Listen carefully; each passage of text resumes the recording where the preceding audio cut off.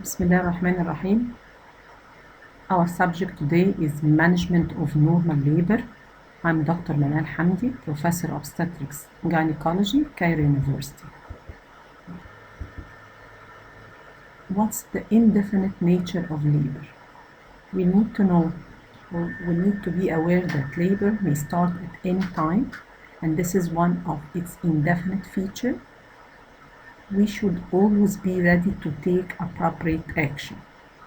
And despite the much advancement of the maternal and fetal health sciences, so far nobody knows exactly when is labor is going to start. Labor is a clinical diagnosis. That's why even the normal onset of labor is anticipated in a wide range of ways. For example, at the health post level, 37 to 40 weeks is considered normal window. At hospital level, it can be a 37 to 42 weeks with close follow-up using ultrasound scanning.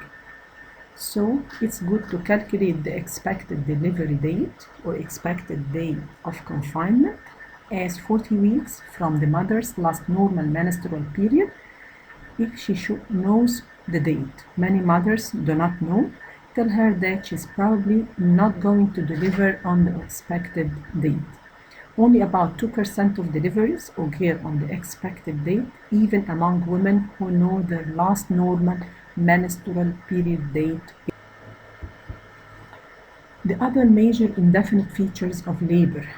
What initiates and stimulates labor to begin? Is it factors in the fetus, mother, or both? Why do some women develop preterm labor? And why do unpredicted labor abnormalities occur? Labor, we have to differentiate between labor and delivery.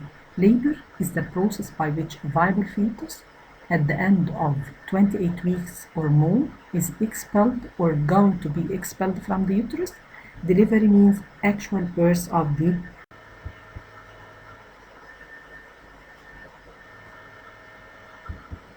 How do you know that true labor pain has begun? Distinguish true from false labor. What's adequate uterine contraction? Show and leakage of amniotic fluid. We have 4 stages traditionally of labor. The first stage, this is the cervical opening stage. The second stage, pushing stage, ending in the birth of the baby. Third stage of labor, this is delivery of the placenta.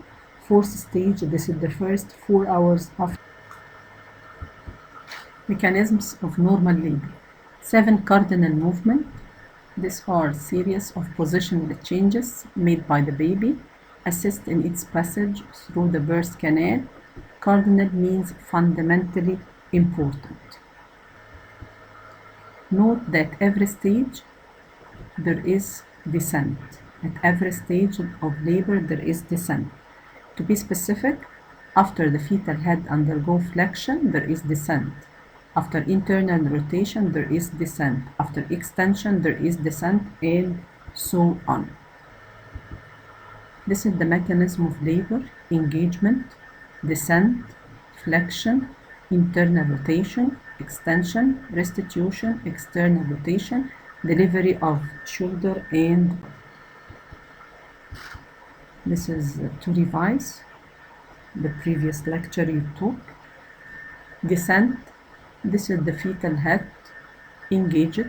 It descends and assumes an occipito-transverse position because that is the widest pelvic diameter available for the widest part of the fetal head. Then there is flexion. While descending through the pelvis, the fetal head flexes, so the chin is touching the fetal chest. This creates a smaller structure to pass through the maternal pelvis, and when flexion occurs, the occipital or the posterior fontanelle slides into here the center of the birth canal, and the anterior fontanelle become more remote and difficult to feel. The fetal position remains occipito-transverse. Then there is internal rotation. with further descent. The occiput rotates anteriorly, and the fetal head assumes this is an oblique orientation, may rotate completely to an occipito-anterior position. The extension, the curve of the hollow of the sacrum favor extension of the fetal head with further descent occur.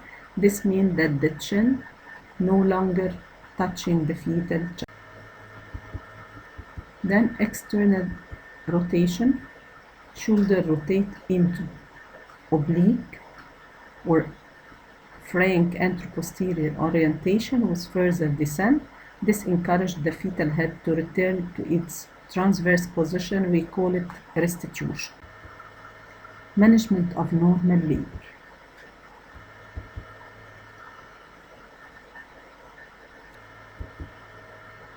We have to do initial assessment.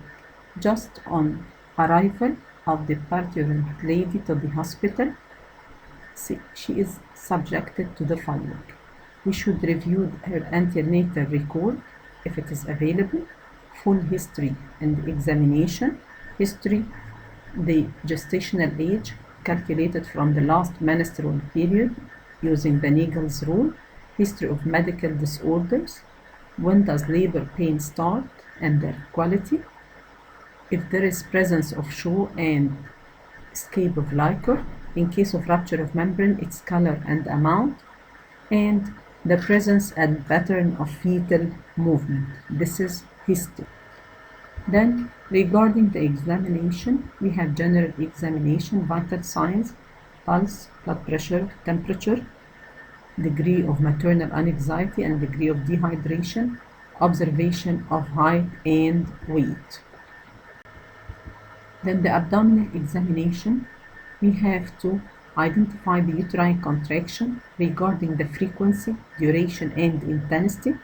We have to determine the lie, presentation, and position. We call it the Leopold maneuver. This is the first maneuver, second, third, and fourth maneuver. Again, this is, we check the fundal level, umbilical grid, first and second pelvic.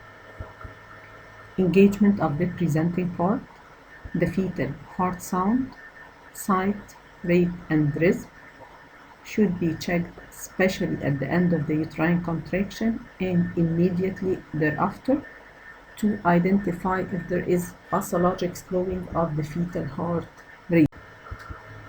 We can use either the penile or the sonicate, or we can use the external fetal monitoring.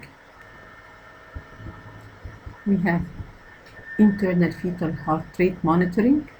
There is intrauterine pressure catheter, internal contraction monitor, and there is fetal scalp electrode, internal fetal heart rate monitor. We have, this is the external fetal heart rate monitoring. Then we have to go for the vaginal examination to evaluate the maternal pelvis, to assess dilatation and effacement of the cervix, to determine the fetal presenting part, presentation, position, and degree of flexion, to detect the condition of the membrane, and if rupture, if there is presence or absence of meconium, or there is presence of prolapse of the cord.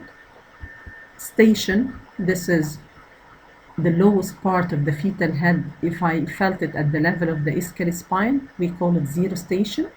If it is 1, 2, or 3 centimeters below, the lowest part is lower than the ischial spine, we call it station +1, +2, +3. If it is 1 or 2 or 3 centimeters lower than the ischial spine. If it is higher by 1 or 2 or 3 centimeters than the ischial spine, we call it station -1, -2, and -. Then we have to do ultrasound examination. Why? You can confirm the gestational age with the fetal biometry, the fetal measurements. You can do the estimated fetal weight, confirm the presentation and position, evaluate the amount of liquor, evaluate the placental localization, exclude major anomalies, There is associated pathology, evaluation of fetal well-being using the uterine artery Doppler and the bioprofile. Then admission to the delivery ward under observation. Well, the admission sheet should include the personal history, obstetric history, medical disorders like the high-risk pregnancy, the BV examination, and the fetal heart rate documentation. This is the admission sheet. Then management of the first stage. You have to do preparation, antisepsis. The vulva is shaved and cleaned with antiseptic solution. The mother should be instructed to evacuate the bladder and rectum because it prevents reflex uterine inertia, and either the mother is instructed to frequently mecturate or you evacuate her bladder by a catheter. Then the rectum is evacuated by enema, prevent contamination of the field. The second thing is observation, of course, for the mother, fetus, and the progress of labor.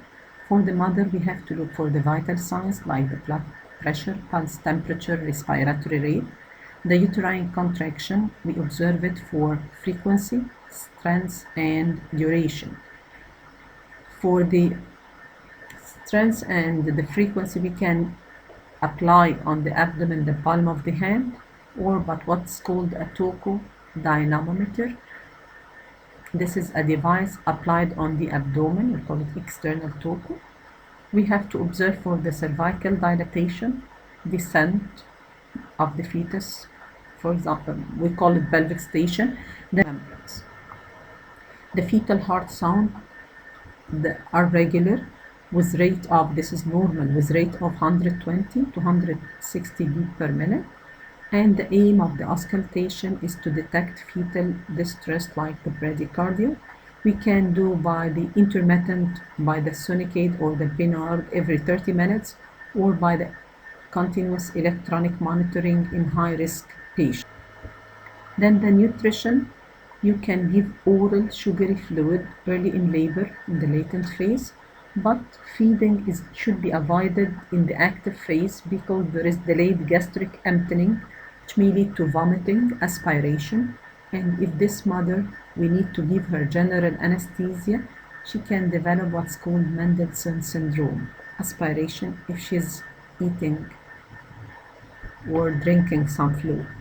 If labor is prolonged more than 8 hours, you should give your patient hydration with IV fluid like glucose 5% and saline. Then pain relief. We can give pethidine 50 mg intramuscular. This is common use. But because this pethidine causes fetal respiratory depression, we should stop it 2 hours before the second stage of labor to avoid the fetal respiratory depression at birth. We can give epidural analgesia as instructions to the mother. If the mother have ruptured her membranes, she should rest in the lateral position, and if it is intact, you can allow your patient to walk in between uterine contractions, and she should avoid straining because this is useless, exhaust the mother, predisposed to genital prolapse. This is what we call the amni hook. This we can do artificial rupture of membrane with this amni hook. This is a plastic. Then the partogram, this is like a graphic recording of labor. This is allow me to assess the rate of cervical dilatation against an expected norm according to the patient parity, and so I can start immediately active labor. There is other observation recorded on the chart. How much is the frequency, strength of uterine contraction? There is descent of the fetal head, time of rupture of the membranes, medication given, and the basic observation of the blood pressure, pulse rate, and temperature. This is a partogram. We should write the name of the patient, which time she's admitted, does she have the date, does she have pain, does she have show, ruptured her membrane or not. This is the cervical dilatation. And this is the hour after admission, the fetal heart rate, the liquor color, if it is ruptured membrane, the color. If I give her any medication like the oxytocin, if I give her analgesia, time of delivery, method, and duration. This is the again, this is a form of a partogram. This is the fetal heart, and this is the descent. This is the cervical dilatation, position, effacement, if there is molding of the head. If I give her oxytocin, how many milliunit per minute? If I give her prostaglandin, contraction per 10 minutes.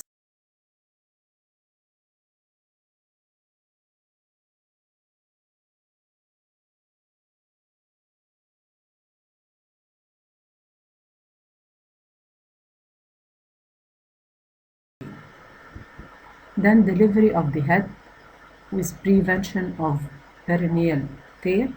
What's crowning? Crowning, this is the passage of the biparietal diameter through the valvular ring, identified when the head does not recede in between contraction and after crowning. Extension of the head will distend the vulva with the suboccipito frontal diameter, the 10 centimeter.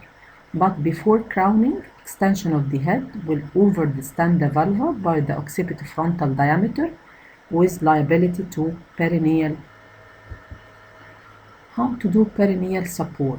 It's by sterile dressing when the head appears at the vulva, and it's done to prevent extension of the head before crowning. Delivery of the head should be, of course, slow in between the uterine contraction without bearing down, aided by what's called the Röntgen maneuver, which is controlled extension of the head. This is the Röntgen maneuver. We have to do controlled extension of the. This is the delivery of the head. Should be slow. Then we do episiotomy. This is a perineal incision during labor to prevent perineal tear. It's done when the head maximally distends the vulva. We have either midline incision or mediolateral incision. This is the episiotomy and the different steps of recovery. After the delivery of the head, we have to clear the air passages of the baby by swabing and aspiration. Here it is. This is by aspiration. If there is one loop of cord around the fetal neck, it's slipped. If several loops, they are doubly clamped and the cord is cut in between. Delivery of the shoulder and body, we have to do a gentle downward traction on the head until this is the anterior shoulder appears under the sanctus pubis. Then the head is lifted up to deliver the posterior shoulder first, followed by depressing the head downwards to deliver the handling of the fetus. The fetus is held from its ankle, but lifting the fetus from the ankle is avoided in two conditions: if the baby is asphyxiated or suspicious of intracranial hemorrhage, and the preterm fetus. Then the umbilical cord is cut between two clamps. Milking should not be done of the cord in cases of RH incompatibility to avoid more antibodies to bring it to the baby, and preterm fetus to avoid the circulatory. The management of the third stage of labor, its duration is from 5 to 10 minutes. If more than 30 minutes, we consider prolonged third stage. We have two methods, either the conservative method, which is you should exclude bleeding and uterine atony, with the ulnar border of the left hand put on the fundus, and if there is a rise in the fundal level of a lax uterus, there is bleeding, this points to bleeding uterus. Then you wait for sign of placental separation. This is the sign of placental separation. You find gush of blood, cord lengthening, then globular and firm uterus.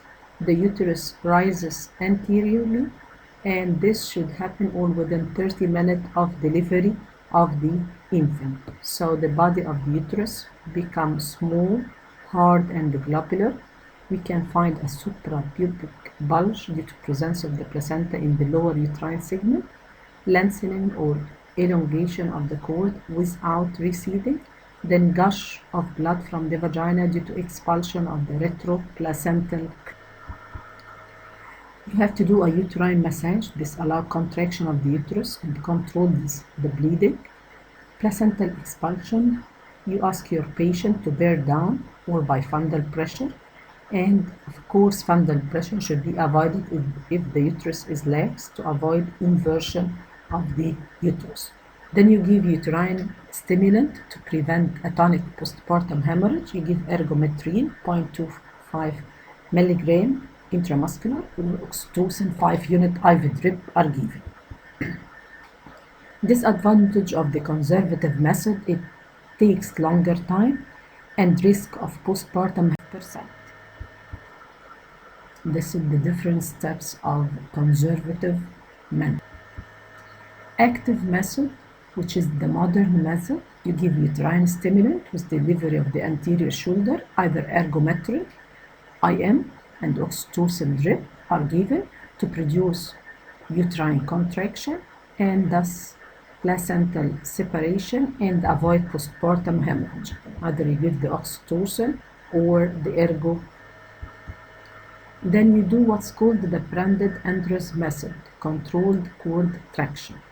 You put the left hand suprapubic. When the uterus contracts, the uterus is pushed upward. With the other hand, you exert gentle traction on. This is the controlled cord traction. The disadvantage, you may rupture the cord or acute inversion of the uterus if done on a lax uterus. Thus, cord traction is avoided if the uterus is lax to avoid inversion of the uterus, but the advantage is less duration and less blood loss, significant reduction in the hemorrhage. After the delivery of the placenta, should be rolled by both hands to make the membranes like a rope to avoid missing part of the membranes, and the placenta is inspected to avoid missing parts. Repair any perineal tear more than 1 centimeter, or if there is bleeding, wash the vulva with antiseptic solution and cover it with sterile dressing. The blood loss in the third stage is from the placental side 200 to 300 ml, from the episiotomy or the perineal tears 100 to 200 ml. During the cesarean section, the blood loss from the placental side is up to 900 ml. Delivery of the placenta, steps we talked about a few minutes back.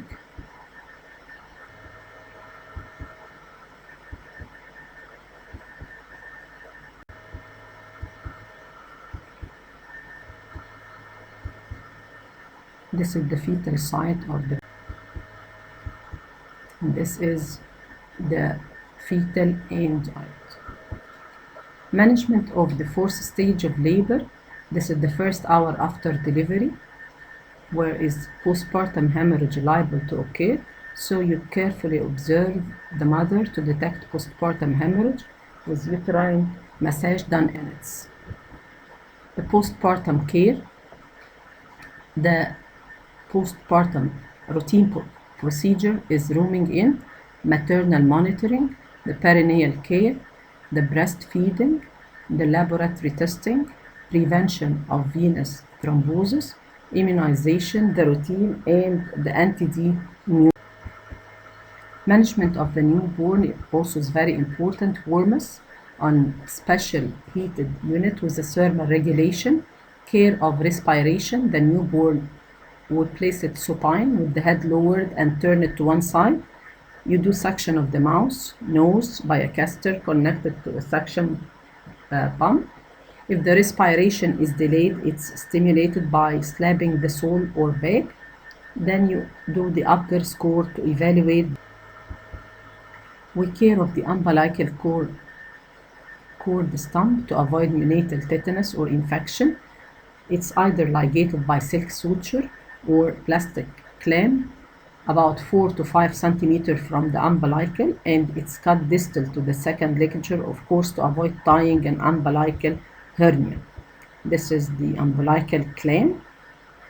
Care of the eye, we put drops of penicillin or tetracycline to prevent infection. We record the weight, and we do an identification band or footprint of the new. The clamping of the umbilical cord, as you see, this is the umbilical cord. You detect any anomalies like hypospadias or imperforate anus. You give vitamin K administration to prevent hemorrhagic disease of the newborn. The physiologic jaundice may develop 24 hours. Analgesia and anesthesia in labor and delivery, the pain relief in labor. We have different types. We can give narcotics, can do paracervical block or regional block, can give general anesthesia, regional or local. And this is the cortical response to pain. This is variable, depend on the maternal perception of pain, extent of anxiety, age of the mother, and other factors. The physiologic response of pain, of course, there will be release of stress hormones. This is sympathetic nervous system response. Increased oxygen consumption, so the mother will have hyperventilation. Increased blood pressure, cardiac output, and vascular resistance. There is delayed gastric emptying. This is the pain intensity in the early first stage, late first stage, early second, and delivery. This is the site of pain perception, and this is the intensity, whether mild, sometimes moderate pain, or even severe pain.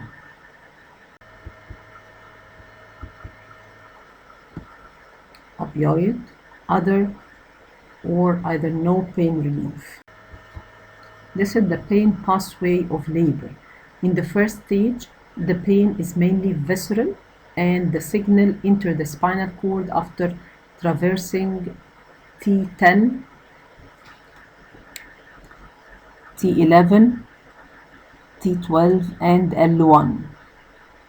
The second stage pain is a combination of visceral pain from the uterine contraction and cervical stretching, in addition to somatic pain produced by stretching of the vagina together with the pelvic ligament and pressure on the pelvic floor. So the pain is transmitted via the 3 sacral nerve S2, 3, and 4, compromise the pudendal nerve. At this stage, the patient experience severe rectal pressure and an urge to bear down at the presenting